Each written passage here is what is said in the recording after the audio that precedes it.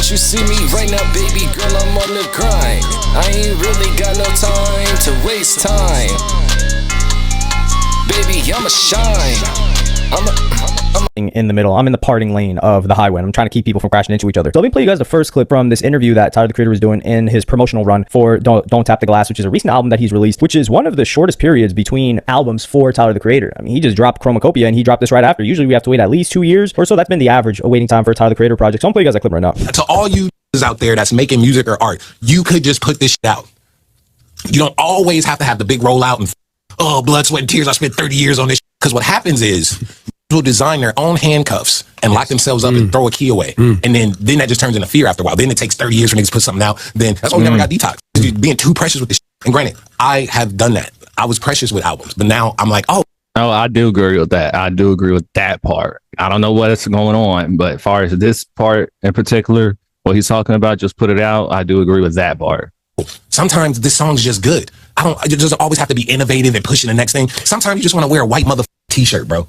Have fun. But there's a level of, so here you get a sense of him saying like, yo, you guys are just, this is what I got from this. I interpreted this as Tyler the Creator talking to mainstream artists that are holding on to an album because they think it's going to do something and they want to have this big plan and roll out for it. And then they start overthinking the album. And then maybe they start changing things up on the album. And then they change things up on the album and it doesn't end up being what the fans thought it was going to be. And then it creates such a pressure on the artist as well as the fans. Not the pressure isn't on the fans, but it creates this expectation on the fans, which is the pressure on the artist. And eventually you get to this point where you cannot live up to the expectations of the music. It cannot. The expectations are just too high. They want to be mind blown by something that can't exist. And that's what happened with Detox, which is what he was talking about. And that's why I feel like he used it as a mainstream artist type of situation. Because with Detox, we never got Detox. And I think that was the smartest thing from Dr. Dre, because that really protected his legacy, because he ended up doing the album Compton, which was a solid album, but that was a soundtrack. But we didn't get anything from Dre after that. And Detox, he stopped talking about it. He stopped teasing it. He stopped mentioning it. And that was just that. And the negative aspect of this is an individual like Jay Electronica, who had all of this hype, all of this promise, and didn't drop for 10 plus years. And then he comes out with that project with, I think was it called A Written Testimony with Jay-Z, which was solid, but that's not what people expected, dog. And like, you were hyping up this album that also you changed the name. It didn't even come out. I think it was Act 2. Yeah, it was Act 2. And it's sad. And if he had just released a couple of years max, I think he got himself just wrapped up in perfectionism, because that guy's, I don't think there are very few people in my lifetime that I've heard rap that were so buttery smooth, just like their rap voice and their level of skill. And just Jay Electronica was really a generational talent that chose to ruin himself because of this rollout thing. He was rolling out an album for 10 years and the entire landscape changed, but people weren't so appreciative of this. And someone followed this up by saying, this only applies to artists with cult followings or artists that have a strong buzz at the moment. A rollout is used to create awareness. People usually don't give a F what you drop in if they don't care about you. With rollouts, you give people a chance to care. I disagree with this, and I will just read to you guys Tyler the Creator's response before I give you why I disagree. And then Tyler says, yeah, kinda. You could also put the music out and then spend a bunch of energy on promoting the music once it's out, instead of only focusing on it before, hoping people remember a date, which is never going to happen. I'm speaking from a place of doing both, by the way, and was speaking to folks who might feel like they can't put their art out because they think they have to do XYZ beforehand. It's no right or wrong way. This is correct that there is no right or wrong way, but a lot of this is circumstance. So for example, let's take Clips, for instance. Clips had this album ready from, what was it, 2024 or 2023? I think it was almost 2 years that they had this album ready. But what prevented them from releasing this album? Well, number one, it was the fact that there was legal issues, contractual issues. They were trying to get certain features on, like for example, they had the Kendrick Lamar feature and they were saying that the label didn't want them to have the Kendrick Lamar feature on there. So they were fighting about that. They had to shop it around to get a new deal. So it took a while for this project to release, but Clips, they didn't do an entire rollout for this 2 years. Nobody even knew that the Clips album was really happening for sure until they were ready to drop it and they had already found a deal. And Clips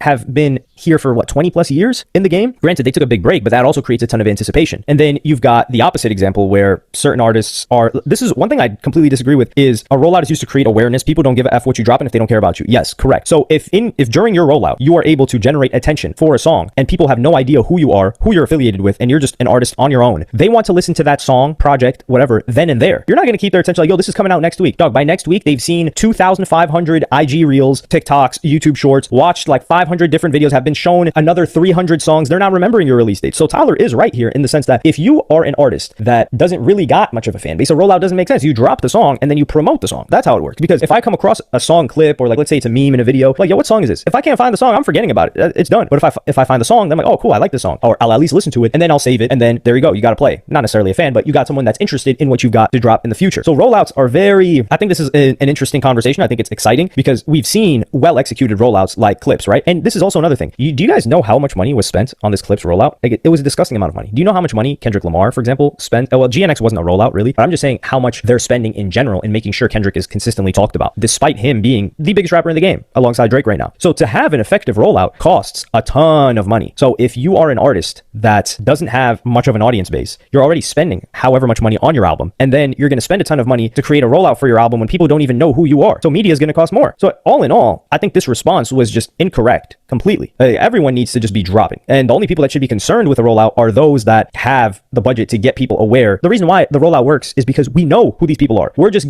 just being reintroduced to us. So for example, in Meek Mill, do you know how many people know about Meek Mill? Like tens of millions, if not hundreds of millions. But if Meek Mill just drops without a rollout, you're really only going to know if you follow Meek Mill or if hip hop pages pick it up, and they may not pick it up unless, some of them might get paid to pick it up, and then others will see that he dropped and they'll post anyway. So for a situation like Meek Mill, a rollout makes sense because we're going to invest this amount of money to reactivate Meek Mill in the minds of these tens or 100 million plus people that have heard his music before and know who he is, so that they can listen when it comes out. That makes sense. But if you're a nobody, you just need to get people checking your stuff out. And the best way to do that is to promote stuff that's already out, not things that are going to come out, because it's a big commitment. It's already a massive commitment to get someone to listen to a song, but to get them to pre-save something or to wait until you release, you just got their attention and just wasted it at that point. So I'm actually with Tyler, the Creator here. I get the gut feeling that this person has to reply with that because the rollouts work best for people with cult followings. But I'll give you an example of someone, I don't know if it was a rollout or not, this dude like Che. I had never heard of this guy before. The last time I had heard of somebody in the way that I heard about this guy was when Yeet was first blowing up. I was like, what's a Yeet? What's a Yeet? Everyone's talking about it. Everyone's talking about this project. That's what it was with this guy Che. I don't know if this guy did a rollout, but I know he dropped the music and everyone was talking about it, and that got me interested in his stuff. So I'm most likely going to check it out. But let me know what y'all think about this, comments, disagreements, agreements, any experience you've had doing this. I appreciate all those insights and different perspectives. Let me know in the comments, like, subscribe, and hit the notification bell if you enjoyed, and I'm see you on the next one.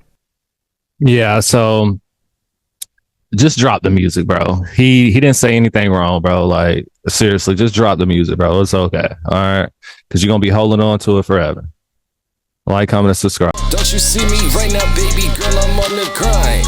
I ain't really got no time to waste time. Baby, I'ma shine.